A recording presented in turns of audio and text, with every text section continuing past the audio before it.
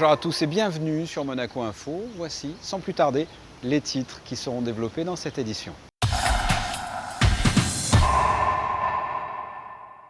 La 83e Assemblée Générale d'Interpol se déroule en principauté et a débuté lundi soir au Grimaldi Forum.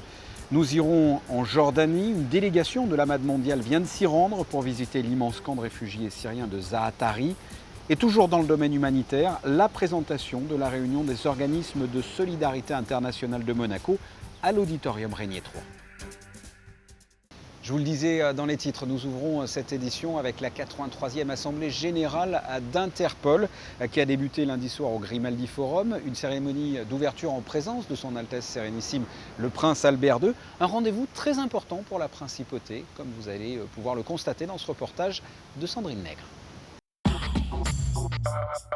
Le Prince Albert Ier a décidé de réunir à Monaco des policiers et des juristes issus de 27 pays différents pour réfléchir, je cite, à la constitution d'une organisation nouvelle destinée à faciliter la recherche et l'arrestation de malfaiteurs.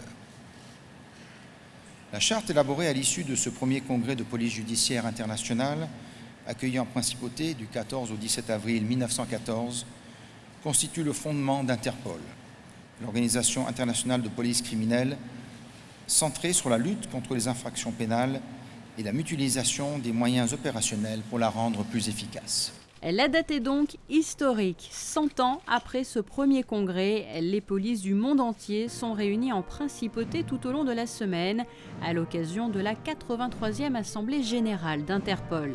Interpol a pour objectif de permettre aux polices des différents pays de travailler ensemble afin de lutter contre la criminalité. Un rendez-vous qui revêt une importance toute particulière pour la Principauté, puisqu'il fait donc écho au travail de coopération internationale initié il y a un siècle par le Prince Albert Ier, au cours d'une année qui sera également marquée par le début de la Première Guerre mondiale. Il s'agit de commémorer 100 ans de coopération internationale, puisque l'idée d'Interpol était née à Monaco. Le Prince Albert Ier avait initié le premier congrès de police judiciaire internationale. Et cette Assemblée Générale arrive maintenant, après de longs mois de préparation, et c'est un événement également très important pour la sûreté publique de Monaco. Nous avons mobilisé toutes les équipes de la sûreté publique qui se sont mis aussi à disposition de tous les services de l'État pour organiser cet événement et réserver le meilleur accueil à toutes les délégations du monde. Dès le congrès de 1914, nos précurseurs évoquaient l'impérieuse nécessité d'une entente étroite entre les services chargés de l'application de la loi au plan international. Parmi les 12 vœux sur lesquels ils s'étaient accordés figurait la facilitation des échanges directs entre polices, la création d'un fichier central international des antécédents et la mise en place de procédures harmonisées en matière d'extradition. Interpol d'abord, mais aussi les Nations Unies et diverses enceintes de coopération régionale ont contribué à faire que ces vœux deviennent pour une large part réalité.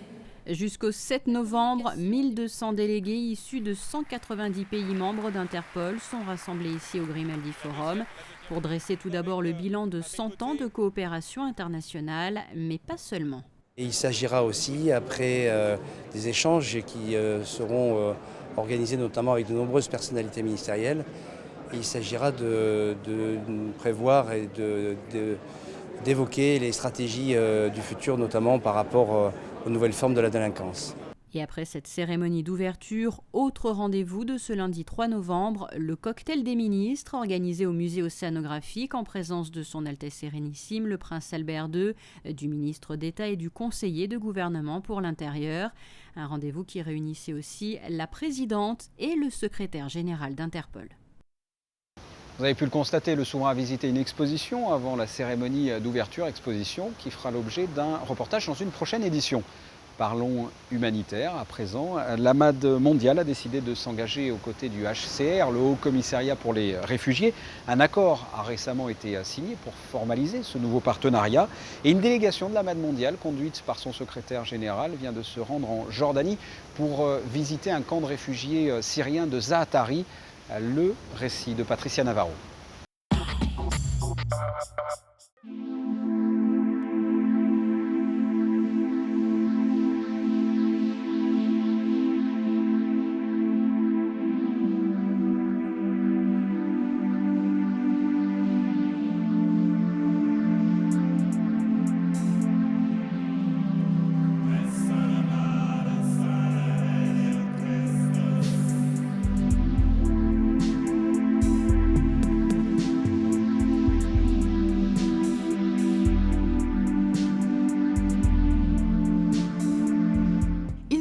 de 80 000 à vivre ici, au nord de la Jordanie, à une petite dizaine de kilomètres de la frontière avec la Syrie. Ces réfugiés ont fui les combats et le conflit syrien qui s'enlise depuis de très longs mois. Ils ont été pris en charge par le HCR qui a pour mission notamment de sauvegarder les droits et le bien-être des réfugiés et de leur assurer un refuge sûr dans un autre État que le leur. Pour soutenir le Haut Commissariat aux réfugiés dans cette vaste tâche, l'Amad mondiale a décidé de lui apporter une aide importante en prenant part à la campagne intitulée Time to Act, agissons maintenant. Des représentants de l'association monégasque se sont rendus récemment dans l'immense camp de Zaatri pour prendre la mesure de la situation dans laquelle se trouvent plongées toutes ces familles exilées. On a pu, grâce à cette mission, nous rendre sur le terrain et voir un peu un panorama général de cette problématique des réfugiés, des enfants réfugiés, et de prendre un peu la mesure justement de la situation de ces enfants dans ces camps de réfugiés. Il faut dire que ces enfants ont fui la guerre, ont connu des fois la guerre. On a eu des témoignages d'enfants, des témoignages très durs, des témoignages d'enfants, ce qu'on appelle en crise post-traumatique, dans des situations très, très difficiles, et des enfants qui depuis ces événements ne vont plus à l'école, donc depuis 3 ans. Donc il y a un grand challenge, je dirais, c'est de pouvoir ramener ces enfants sur le chemin de l'école. Et on a vu dans notre cours de cette mission, j'ai une image qui me reste, qui est très flagrante. Il y avait d'une part les enfants, des petits garçons qui allaient à l'école, qui apprenaient, qui étaient heureux d'avoir accès à l'éducation. Et on a aussi rencontré dans un cybercafé en face de l'école, les enfants, eux, les petits garçons, eux, qui n'étaient pas scolarisés, et eux jouaient à la guerre. Ils jouaient à la guerre et pour justement dans cet esprit de vengeance, en tout cas, de revenir. Et je crois que c'est tout l'esprit de l'initiative Time to Act du HCR que nous soutenons à présent, c'est de pouvoir nous mobiliser pour éviter que cette génération soit sacrifiée. Le soutien apporté par l'Amad mondiale s'inscrit dans le cadre d'une politique nouvelle d'aide d'urgence ou de post-urgence. Cela va au-delà des programmes plus traditionnels développés par l'Association mondiale des Amis de l'enfance. On est là aussi pour des urgences, comme on a aidé il y a 6 mois, 7 mois, la catastrophe aux Philippines. Ça, c'est la première urgence qu'on a vraiment participé. Et au moment qu'on a parlé, déjà il y a quelques mois, qu'on a commencé de négocier avec les Nations Unies, le Haut Commissariat des réfugiés, ce partenariat, et on a dit absolument, c'est notre volonté aussi d'être là et d'être à votre côté dans ces cas, dans ces catastrophes, dans ces genres-là. C'est seulement à travers des partenariats tels que celui signé avec l'Amad mondiale que nous allons pouvoir continuer à assurer une aide à l'approche de l'hiver, où la situation va s'aggraver. Bien évidemment, nous apprécions le soutien de la princesse de Hanovre pour cette coopération. Nous allons pouvoir développer le projet Time to Act et poursuivre le déploiement des ressources nécessaires pour que ces personnes qui n'ont presque rien puissent survivre cet hiver. L'accord signé entre l'Amad mondiale et le HCR portera sur 3 ans. Pour contribuer au financement de ce partenariat, un grand événement de levée de fonds sera organisé par l'Amad le 7 novembre prochain. Cela coïncidera avec le lancement officiel de la toute dernière des antennes locales de l'Amad, celle des Pays-Bas. Nous restons dans le domaine de l'humanitaire avec la réunion des organismes de solidarité internationale de Monaco à l'auditorium Régnier 3. À l'ordre du jour, notamment la présentation de la plateforme OSI, un site internet très précieux pour les ONG et les associations, mais également pour les particuliers. Émilie Rousseau vous en dit plus.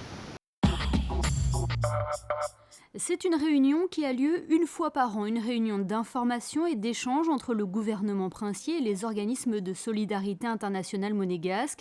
L'occasion de faire le bilan sur l'année écoulée, mais aussi de présenter les projets à venir qui portent toujours sur 3 domaines d'intervention prioritaires, la santé, l'éducation et l'insertion socio-économique.